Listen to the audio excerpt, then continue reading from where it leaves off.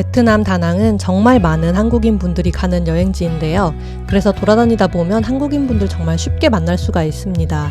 한국어로 말을 거는 상인분들도 정말 쉽게 마주칠 수 있고요. 특히 한국인 여행객들에게는 거의 성지처럼 된 유명한 관광 코스들이 있는데 갔을 때는 기대보다 더 좋았던 곳도 있던 반면에 기대에 못 미쳤던 곳도 있었습니다. 그래서 한국인들에게 특히 유명한 다낭의 명소나 맛집들을 추천부터 비추천까지 한번 소개를 해볼게요. 띠엔킴은 한국 방송도 탔을 정도로 한국인 여행객들 사이에 잘 알려진 식당인데요. 제가 갔을 때도 테이블마다 다 한국인 관광객들만 있었습니다. 이곳을 추천하는 이유는 향신료가 너무 세다거나 해서 호불호가 강하지가 않고요. 그래서 맛이 정말 무난합니다. 냉방도 쾌적하게 잘 되고요. 내부 시설도 깨끗한 편이라 남녀노소 누가 가도 호불호 없이 무난하게 한 끼를 먹을 수가 있어요. 그리고 근처에 대부분의 다낭 시내 핫스팟들이 위치해 있어서 걸어서도 쉽게 이동이 가능합니다. 그래서 온 가족이 함께 가신 분들에게 특히 추천할 만한 곳이고 다른 명소들을 둘러보다가 한 끼 먹으러 가기 참 좋은 곳입니다. 88 이발관은 귀청소, 네일, 발각질 제거 등을 받을 수 있는 곳인데 아무래도 베트남이라 국내보다 저렴하기도 하고 특히 귀청소는 국내에서 받아본 적이 없는데 여기서 받아본 게 꽤 재밌는 경험이 됐습니다. 인터넷을 찾아보니까 비추천한다는 글들도 좀 있더라고요. 저는 좀 무난한 곳으로 평가를 하고 싶은데 본인이 가서 괜찮을지 별로일지는 미리 판단을 좀 해보셔야 됩니다. 일단 당연하겠지만 발각질 제거를 하는데 원래 발각질이 별로 없으신 분들은 당연히 별로일 수밖에 없고 귀청소도 귀지가 많은 분 적은 분에 따라 다 다르잖아요. 저는 남편이랑 같이 방문했는데 얼굴 건드리는 거 빼고 족욕, 두피, 목, 어깨 마사지, 귀청소, 손, 발톱 손질, 전신 마사지, 스트레칭, 베트남식 샴푸, 드라이 이렇게 해서 90분으로 풀 서비스를 받았습니다. 근데 남편이 귀청소를 엄청 기대하고 가서 일부러 꽤 오랫동안 한국에서도 귀를 안 팠다고 하는데요. 그래서 실제 귀청소할 때 귀지가 되게 많이 나왔고 엄청 시원해서 되게 만족스러웠다고 해요. 근데 저는 반면에 매일 면봉으로 귀를 좀 파는 편이어가지고 귀지가 엄청 많이 나오진 않았습니다. 귀 안쪽에 있는 각질까지 얇은 칼 같은 걸로 쓱쓱 벗겨주시더라고요. 그래서 그런 것까지 깔끔하게 제거된 걸 보고 좀 신기하고 재밌긴 했어요. 귀청소 받을 때 기분도 좀 좋긴 하고요.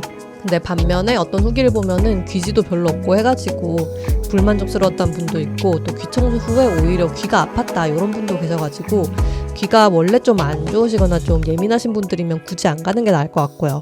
마사지를 목적으로 가기에도 차라리 전문 마사지샵에 가시는 게 더 나을 것 같긴 합니다. 제가 느꼈던 단점은 샴푸를 해줄 때 좀 세게 감아주는 느낌이에요. 그래서 머리가 빠질 것 같은 그런 걱정이 좀 되더라고요. 근데 베트남의 더운 날씨에 돌아다니다가 잠깐이라도 냉방되는 실내에서 쉬고 머리까지 감고 나오니까 확실히 리프레싱 됐습니다. 그래서 88 이발관은 사람에 따라서 호불호가 좀 극명하게 갈릴 것 같긴 해요. 다낭의 롯데마트는 여행 기념품이나 자그마한 선물 같은 것들 사려고 많이들 가는 것 같아요. 여기는 정찰제라 흥정은 안 되긴 하는데 실내여서 안 덥다. 그래서 가산점이 있습니다. 한국인 관광객들이 많이 오다 보니까 한국 라면들도 정말 많더라고요. 그래서 여행 중에 오랜만에 컵라면 먹고 싶다 이럴 때가 있는데 그때 롯데마트 가서 사시면 될 것 같습니다. 그리고 다낭 가서 약국에서 화장연고 같은 걸 좀 싸게 사오려는 분들이 있거든요. 근데 워낙 많은 분들이 찾는 품목들이어가지고 이런 것들은 좀 품절이 되기도 하더라고요. 저희도 그래서 뭐 사려나 싶었는데 롯데마트 내에 있는 약국에 재고가 있어서 살 수가 있었습니다. 단점은 위치가 좀 애매하다는 점인데 그래서 저희는 택시를 타고 이동을 했습니다.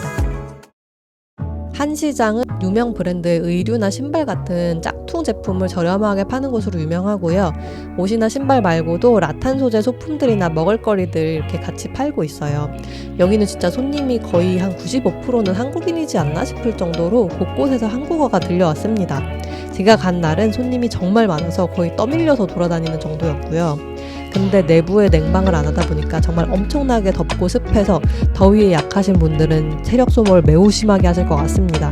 그리고 시장에서 흥정하시는 거 좋아하고 잘하시는 분들은 괜찮은데 저는 또 그걸 잘 못해가지고 그 부분에서 재미를 크게 느끼진 못했습니다. 그래도 여기까지 왔으니까 뭐라도 사야겠다 싶어가지고 스포츠 브랜드의 바람막이랑 반바지를 세트로 샀는데요. 아무래도 짝퉁이어가지고 실밥이 다 튀어나와 있고 옷 마감이 좋진 않습니다. 기대감을 좀 내려놓으셔야 될 것 같아요. 밤에 호텔에서 할 게 없으니까 심심해서 다낭의 야경도 즐기고 술도 한 잔씩 하자고 해서 가본 곳이 바로 스카이 36바였는데요. 여기는 비추입니다.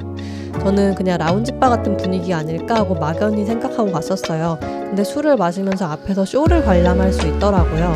쇼 중에 좀 불쇼처럼 좀 무난하게 즐길 수 있는 쇼도 있는 반면에 되게 노출이 심한 의상을 입은 여자분들이 춤을 추는 쇼도 있어서 친구나 오픈마인드인 연인 정도까지는 괜찮을 것 같은데 가족끼리 가면 좀 당황스럽겠다 싶었습니다.